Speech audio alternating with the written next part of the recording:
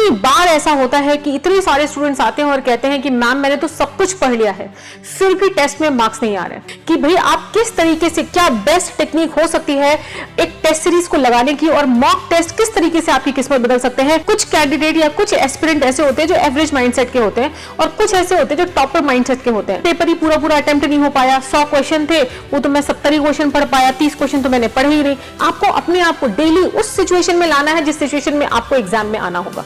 अगर मैं आपसे कहूं कि महज 25 से 30 मॉक टेस्ट आपकी रैंक बदल सकते हैं, महज 25 से 30 मॉक टेस्ट अगर आप बिल्कुल तरीके से, जिस तरीके से लगाने चाहिए आप वैसे लगा ले, तो आप नॉन सिलेक्टेड से एक सिलेक्टेड कैंडिडेट बन सकते हैं। तो क्या आप इस बात पे विश्वास करेंगे? इतनी बार ऐसा होता है कि इतने सारे स्टूडेंट्स आते हैं और कहते हैं कि मैम मैंने तो सब कुछ पढ़ लिया है, फिर भी टेस्ट में मार्क्स नहीं आ रहे। ऐसे कितने सारे कैंडिडेट्स होंगे जो 1 या 2 या 4 या 5 या 10 नंबर से सिलेक्शन रुक जाएगा। लास्ट ईयर भी आरआरबी जेई का पेपर हुआ, एसएससी जेई का पेपर हुआ, कितने सारे ऐसे स्टूडेंट्स होते हैं जो बहुत ही कम मार्क्स से रुक जाते हैं। सिर्फ डिफरेंस क्या होता है? एक टेस्ट सीरीज का। एक टेस्ट सीरीज किस तरीके से आपने यहां पर अटेम्प्ट की है, किस तरीके से यहां पर आपने लगाई है, और जो एक तरीका है इससे जिससे आप बेस्ट पॉसिबल मेकआउट कर सकते हैं और अपने आप को लाइव बना सकते हैं इस एग्जाम की। बिकॉज आपको डिमांड समझना पड़ेगा। ये जो एसएससी आरआरबी डिफरेंट एग्जाम्स हैं, गवर्नमेंट एग्जाम्स हैं, इनका डिमांड समझना पड़ेगा, ये क्या डिमांड करते हैं, और उसके हिसाब से जब आप टेस्ट सीरीज लगाते हैं तो आपको यहां पर नॉन सिलेक्टेड से आप सिलेक्टेड कैंडिडेट बन जाते हैं। आइए आज इस वीडियो में हम जानते हैं कि भाई आप किस तरीके से, क्या बेस्ट टेक्निक हो सकती है एक टेस्ट सीरीज को लगाने की, और मॉक टेस्ट किस तरीके से आपकी किस्मत बदल सकते हैं। आइए जानते हैं। अगर अभी तक आपने मेरा टेलीग्राम चैनल नहीं ज्वाइन किया है, जितनी सारी अपडेट्स हैं मेरी वो आपको इसी Telegram channel Meenu ma'am PW पर मिल जाएगी। फटाफट से जाकर के इसको ज्वाइन कर सकते हैं। आओ चलो सबसे पहले जानते हैं कि आपकी ग्रेटेस्ट मिस्टेक क्या है। यार देखो, जब भी आप एक कैंडिडेट बनते हो, एक एस्पिरेंट बनते हो, तो एक कुछ कैंडिडेट या कुछ एस्पिरेंट ऐसे होते हैं जो एवरेज माइंडसेट के होते हैं, और कुछ ऐसे होते हैं जो टॉपर माइंडसेट के होते हैं। जब आप टेस्ट लगाते हो तो क्या होता है, जो एक एवरेज माइंडसेट होता है वो क्या करता है। देखो, ये मैं सच्ची घटना पे आधारित इतने साल के टीचिंग एक्सपीरियंस के बाद हर साल मैं ऐसे बच्चों को देखती हूं, है ना। 90% मार्क्स आएंगे, बिल्कुल खुश, है ना। टेस्ट सीरीज दिया, 90% मार्क्स आ गया, बहुत खुश। उसके बाद 95% मार्क्स आ गया तो अत्यंत खुश, इतने खुश कि ओवर कॉन्फिडेंस में चले गए। और जैसे ही एक टेस्ट दिया, टफ था, 50% मार्क्स आए, दुखी दुखात्मा बन के घूमते रहते हैं। उसके बाद जैसे ही 20% मार्क्स आए, मतलब टेस्ट दिया 20% मार्क्स आए, तब तो ये रोना धोना शुरू कर देते हैं। और जब वो महीने भर, पूरे मंथ ऐसे ही करते हैं, कहीं ज्यादा मार्क्स आ रहे, कहीं कम मार्क्स आ रहे, और कम मार्क्स ज्यादा आ रहे हैं, तो फिर हो जाता है कंफ्यूजन की स्टेट। और ऐसे स्टेट में जो स्टूडेंट्स होते हैं जनरली परेशान हो जाते हैं। और परेशान होना इसलिए है क्योंकि उनका माइंडसेट ही ऐसा हो रखा है कि खुशी में ओवर कॉन्फिडेंस हो गए, और दुख में क्या है कि इतने ज्यादा डिमोटिवेटेड हो गए कि उनको ये समझ ही नहीं आया कि भाई एक्चुअली में टेस्ट सीरीज है किस लिए। लेकिन मैं आपको बताती हूँ, टॉपर्स का जो माइंडसेट होता है ना, वो क्या होता है, वो अपने मार्क्स नहीं देखता है टेस्ट सीरीज में, है ना। जब वो टेस्ट देता है, मार्क्स नहीं देखता है, वो क्या देखता है, वो देखता है सिली मिस्टेक्स। भाई कितना मैंने यहां पर सिली मिस्टेक किया। सिली मिस्टेक्स क्या होता है, या जो भी मिस्टेक किया उसको 3 पार्ट में कैरेक्टराइज करता है। सिली मिस्टेक्स वो मिस्टेक्स होती हैं जो बेसिकली क्वेश्चन आपको आता था फिर भी आपसे गलत हो गया। इसी बार आरआरबी जेई का पेपर हुआ, मैं न जाने इतने बच्चों के मैसेज आ चुके हैं, इतने कैंडिडेट्स के मैसेज आ चुके हैं, मैम वो तो हमें आता था प्रोडक्शन का पेपर, वो क्वेश्चन तो आता था लेकिन पता नहीं कैसे गलत हो गया। मैम हमने तो कुछ तो ऐसे ही बच्चे, वो कहते हैं हमने टिक भी सही किया था, वो पता नहीं कैसे गलत टिक हो गया। ये सब सिली मिस्टेक्स में आता है। सिली मिस्टेक्स वो मिस्टेक्स होती हैं जो आपको आते हैं क्वेश्चन, आते हैं क्वेश्चन आप गलत कर दो, उसे हम कहते हैं सिली मिस्टेक। तो वो टेस्ट जब देता है वो ये नोटिस करता है कि भाई खुश या दुखी नहीं होता है ना। वो खुश या दुखी नहीं होता है, वो ये नोटिस करता है कि कितने क्वेश्चंस जो हैं वो सिली मिस्टेक्स हो गई। उसके बाद कंसेप्ट की कितनी मिस्टेक हो गई, मतलब कि कंसेप्ट गड़बड़ था उसका, स्टूडेंट का, कैंडिडेट का, उसकी वजह से कितने क्वेश्चंस गलत हो गए। एंड टाइम प्रेशर की वजह से कितनी मिस्टेक हो गई, मतलब कंसेप्ट आता था, सिली मिस्टेक भी नहीं हुई, लेकिन क्योंकि इतना प्रेशर फील हो रहा था कि दिमाग गलत सोच गया और गलत आंसर लगा दिया। समझ रहे हो? कहने का सिंपल मतलब है, ये 3 पार्ट में इसको कैरेक्टराइज करेगा एक टॉपर्स माइंडसेट। ये होता है टेस्ट सीरीज बेसिकली होती ही इसलिए है ताकि आप इन 3 चीजों को यहां पे रेगुलराइज कर सके। अच्छा देखो, यहां पर किस तरीके से आप स्पीड बढ़ा सकते हैं जब आप टेस्ट करते हैं। मान लीजिए कि आपने जब टेस्ट दिया तो ये 3 कैरेक्टराइज आपने किया। देखो इसी को एनालिसिस भी कहते हैं। हम कहते हैं ना कि टेस्ट सीरीज का मैम एनालिसिस कैसे करें, this is how you have to do analysis, है ना। ये एनालिसिस ही समझिए आप टेस्ट सीरीज का। अब देखो यार, सबसे पहले यार speed can only be increased. आप समझना, लोग कहते हैं कि मैम पेपर ही पूरा पूरा अटेम्प्ट नहीं हो पाया, 100 क्वेश्चन थे वो तो मैं 70 ही क्वेश्चन पढ़ पाया, 30 क्वेश्चन तो मैंने पढ़े ही नहीं। स्पीड कैसे इंक्रीज करें? सबसे पहली बात देखो, अंडरस्टैंडिंग द क्वेश्चंस फास्ट। देखो यार, सिंपल सी बात है, सिली मिस्टेक्स भी क्यों होते हैं? सिली मिस्टेक्स तभी होते हैं जब आप पढ़ ही नहीं पा रहे हैं क्वेश्चन को, पढ़ भी ले रहे हैं तो गलत समझ ले रहे हैं, और अगर सही समझ भी लिया है तो जो कंसेप्ट आपने पढ़े हैं, है ना, वो इतने फ्लुएंट नहीं है कि आप उसको रिकॉल ही नहीं कर पा रहे हैं। अगर रिकॉल नहीं कर पा रहे हैं तो इसका मतलब जो पूछा है उस पर आपका फोकस ही नहीं जाएगा, फोकस ही नहीं जाएगा तो कुछ रिकॉल करेंगे, इतना प्रेशर आपको फील हो जाएगा कि आप गलती कर देंगे, 2 into 2 आप 6 लिख देंगे। इसका मतलब ये सिली मिस्टेक। तो कहने का मतलब है कि आप क्वेश्चंस को सबसे पहले फास्ट अंडरस्टैंड कर पाए, सिली मिस्टेक ना हो, इसके लिए भी जरूरी है, स्पीड बढ़ाने के लिए भी जरूरी है कि आप क्वेश्चन को पढ़ें, एक बार में ही पढ़ करके क्वेश्चन आपको समझ में आ जाना चाहिए। उसके लिए जरूरी है practice and clear thinking. Clear thinking का मतलब सिंपल है कि जो भी कंसेप्ट आपने पढ़ा है उसका मुद्दा मुद्दा मुद्दा मुद्दा आपके दिमाग में होना चाहिए, वही मुद्दा आपको चिपका देना है उसमें, और बिल्कुल सोच आपकी जो है वो गड़बड़ाड़ी नहीं चाहिए, धुंधली नहीं होनी चाहिए, बिल्कुल क्लियर कट आपके अंदर कंसेप्ट होने चाहिए। और प्रैक्टिस, जब आपने क्लासेस पढ़ी होंगी, जब आपने कंसेप्ट्स पढ़े होंगे, तब आपने प्रैक्टिस कितनी की है, क्या आपने 200-300 सवाल डेली प्रैक्टिस किए भी हैं, उस बात के ऊपर डिपेंड करता है कि आप क्वेश्चन को कितना फास्ट पढ़ पा रहे हो। एक व्यक्ति जो अभी प्रिपरेशन स्टार्ट हुआ है, हो सकता है एक बार क्वेश्चन पढ़ने में समझ भी ना आए, 2 बार पढ़ने में समझ भी ना आए, पर 2-3 महीने 200-300 सवाल टाइमर लगा के सॉल्व करके देखो, आपको ऑटोमेटिकली एक बार क्वेश्चन पढ़ने में समझ में आने लग जाएगा कि वो पूछ क्या रहा है बेसिकली। ठीक है, recalling the concept learn fast. देखो आपने जो पढ़ रखा है उसको आप कितना फास्ट रिकॉल कर पा रहे हो। आपके साथ भी अगर आप सच्चाई से सोचें तो कई बार टेस्ट सॉल्व करते वक्त हम आसानी से रिकॉल ही नहीं कर पाते हैं हमने क्या पढ़ा है, और रिकॉल नहीं किया है इसका मतलब रिकॉल नहीं कर पा रहे हैं आसानी से, मतलब रिवीजन की कमी है। आपको देखो यार, अपने आप को पहचानना है कि आप गलती कहां कर रहे हैं, वही व्यक्ति नहीं कर पाता है। कहीं वो ओवर थिंकिंग कर जाता है, कहीं वो डीमोटिवेट हो जाता है, कहीं वो ओवर स्मार्ट बन जाता है। नहीं यार, हमको पहचानना है कि हम लैग कहां कर रहे हैं। अगर आप जो भी आपने पढ़ रखा है उसको रिकॉल ही नहीं कर पा रहे हैं, इसका मतलब रिवीजन की कमी है, रिवीजन करिए। अगर क्वेश्चन पढ़ करके आप समझ नहीं पा रहे कि क्या कह रहा है, प्रैक्टिस की कमी। उसके बाद applying the concept on given question. देखो क्वेश्चन पढ़ा, समझा क्या पूछ रहा है, उसके बाद जो कुछ भी ब्रह्मांड आपने पढ़ रखा है उसको रिकॉल किया और उसको अप्लाई किया। अब जो एप्लीकेशन पार्ट है वो आप तभी अच्छे से कर सकते हैं जब क्वेश्चन जल्दी समझ में आ रहा हो और जो पढ़ रखा है वो रिकॉल फास्ट हो रहा हो। समझ में तभी आएगा जब प्रैक्टिस हो रखी है, रिकॉल तभी होगा जब रिवीजन हो रखा है। ये दोनों चीजें जब आसानी से होती हैं तो आप अप्लाई कर सकते हो फास्ट। और अगर दोनों ही चीज में आप स्ट्रगल कर रहे हो, रिकॉल ही नहीं हो रहा है, उसी में आप स्ट्रगल कर रहे हो, तो फिर आप अप्लाई नहीं कर पाएंगे। ये तीनों चीजों का सिंक्रोनाइजेशन है क्वेश्चन का निकलना। अगर आप अपनी स्पीड बढ़ाना चाहते हैं तो इन तीनों चीजों को ध्यान दीजिए, आप कहां पर लैग कर रहे हैं। और जो कुछ भी लैग करे, मैंने लिखा है, अगर कंसेप्ट नहीं लगा पा रहे, प्रैक्टिस की कमी, अगर रिकॉल ही नहीं कर पा रहे, रिवीजन की कमी है ना, उस चीज को ध्यान देना। अच्छा सुनो, अब जब आप टेस्ट देते हो, है ना, तो आप एक काम ये कर सकते हो कि भाई टेस्ट को अटेम्प्ट कैसे करना। आप शुरू से क्वेश्चन नंबर 1 से शुरू 100 तक पहुंच गए, ठीक है। मैं इसको ऐसे कहती हूं कि आप 3 राउंड में पेपर को सॉल्व करिए, क्योंकि क्या होता है, जो 1 आवर या 2 आवर का टाइम होता है टेस्ट सॉल्व करने का या पेपर सॉल्व करने का, उसके बीच में भी जो मोटिवेशन है या डिमोटिवेशन है बहुत बड़ा रोल प्ले करता है। डिमोटिवेशन ना फील हो at the time of solving the paper, solve the paper in 3 attempts या 3 राउंड्स। कैसा? पहला राउंड लीजिए इजी क्वेश्चन का, पढ़ते ही एक लाइन का क्वेश्चन है, आप समझ जाओगे इजी है, लगा दिया। ठीक है, एक लाइन का क्वेश्चन है, इजी है, लगा दिया। अब आपको टाइम का भी आइडिया होना चाहिए। जैसे एसएससी जे में 36 सेकंड मिलते हैं आपको एक क्वेश्चन सॉल्व करने के लिए, टिक टिक टिक टिक टिक 36 बार टिक टिक टिक आपको आइडिया होना चाहिए 36 सेकंड का टाइम कितना होता है।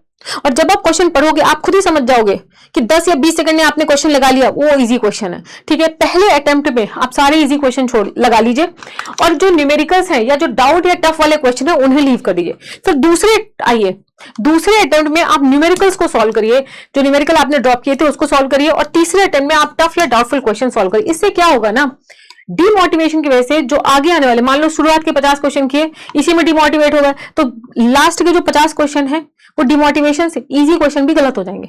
इस चीज से बचने के लिए 3 राउंड में आप इनिशियली टेस्ट पेपर को सॉल्व करने की कोशिश करिए। अच्छा, मैं ये बात बोलती हूं, जब आप प्रैक्टिस हो जाए उसके बाद आप ये चीज ना भी फॉलो करें तो चलेगा, क्योंकि अब आप एक्सपीरियंस हो जाते हैं, फिर आप अपने मोटिवेशन डिमोटिवेशन को कंट्रोल कर सकते हैं। अगर आप अपनी मनोस्थिति कंट्रोल कर सकते हैं तो ये 3 राउंड मेथड अगर आप नहीं भी अपनाएंगे तो भी काम चलता है। फॉर एग्जाम्पल, मेरे से अगर कोई टेस्ट देने को कहे तो मैं 3 राउंड मेथड नहीं अपनाऊंगी, क्योंकि अब मोटिवेशन डिमोटिवेशन को हम कंट्रोल कर सकते हैं, पर बहुत सारे स्टूडेंट्स नहीं कर पाते हैं। तो इनिशियली आप इसको फॉलो करिए, उसके बाद आप जब अपनी मनोस्थिति को कंट्रोल करना सीख जाए तो आप पूरा पेपर एक साथ भी सॉल्व कर सकते हैं।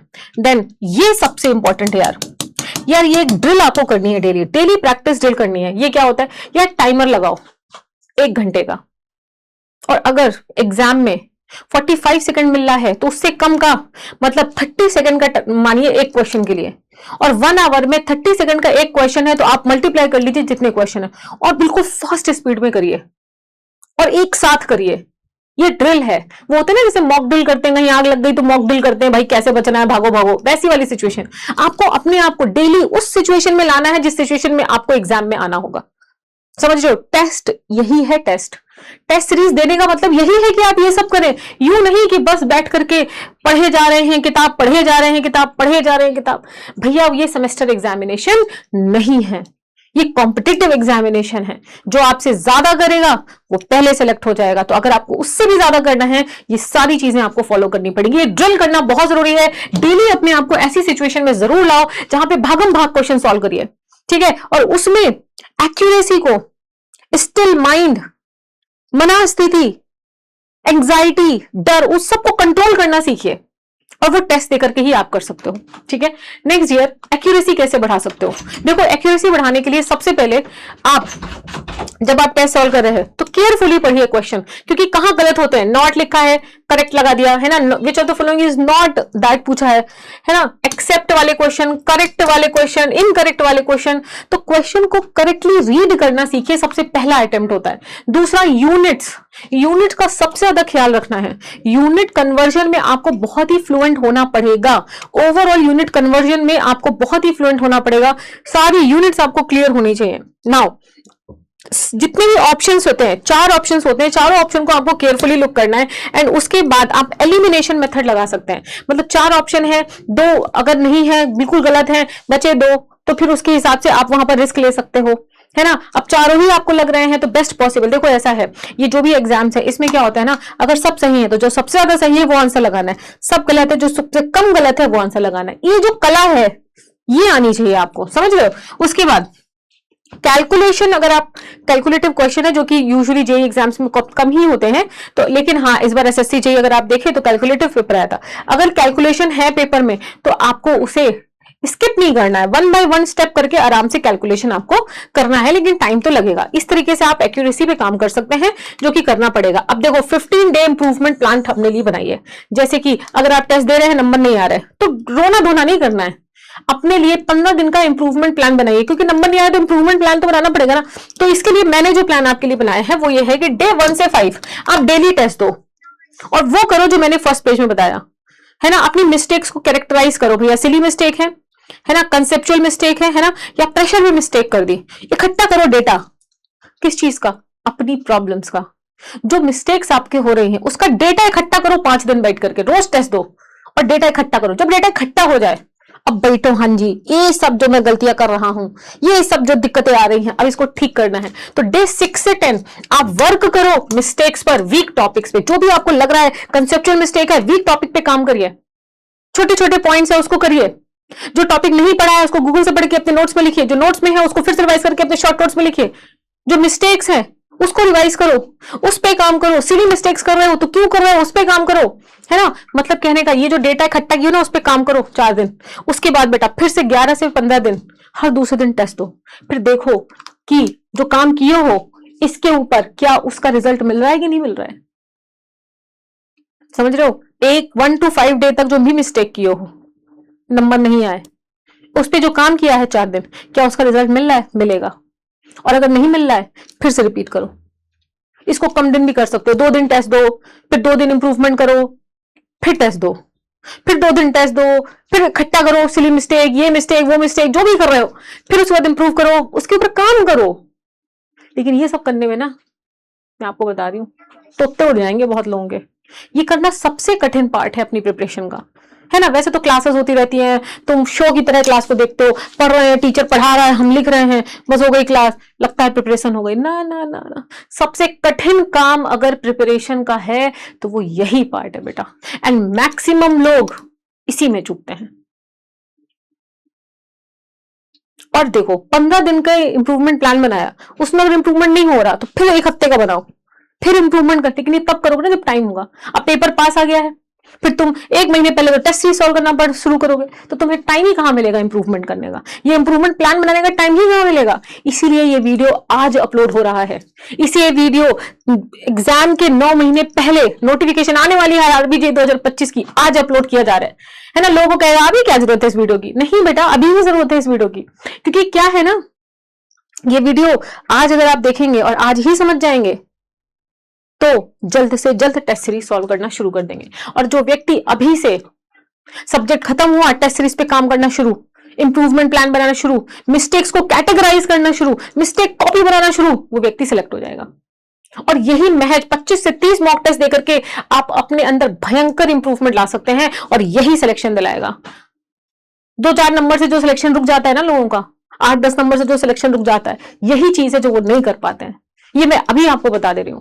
पेपर के 1 महीने पहले आके मेरे से रोगे मैडम नंबर नहीं आ रहे हैं, मैडम कितना कोशिश कर, मैं हर बार की ये कहानी बता रही हूँ। अभी आरआरबी जेईसी 2 हुआ है, मैं डाउट सेशन लेती थी अपने टेलीग्राम चैनल पे, डेली लेती थी, डेली का यही रोना है नंबर नहीं आ रहे, डेली का यही रोना है नंबर नहीं आ रहा है। अब मैं उनको क्या बताऊं बेटा कि नंबर नहीं आ रहे हैं, उसके लिए काफी लंबे समय से काम करना पड़ता है, और जिन्होंने किया है वो आज बैठ के रो भी नहीं रहे हैं क्योंकि उनके नंबर आ रहे होंगे।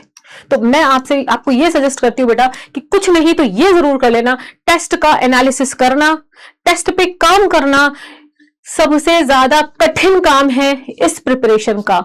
और जो लोग फ्रेशर हैं, जो अभी प्रिपरेशन नहीं स्टार्ट किए हैं, और अगर ये वीडियो देख लिए हैं, तुमसे ये नहीं हो पाएगा तो प्रिपरेशन करने का भी कोई फायदा नहीं, क्योंकि कॉम्पिटिटिव एग्जामिनेशन है, ये कोई सेमेस्टर एग्जामिनेशन नहीं है। आपने अगर अभी तक मेरा टेलीग्राम चैनल नहीं ज्वाइन किया है, ज्वाइन कर सकते हैं।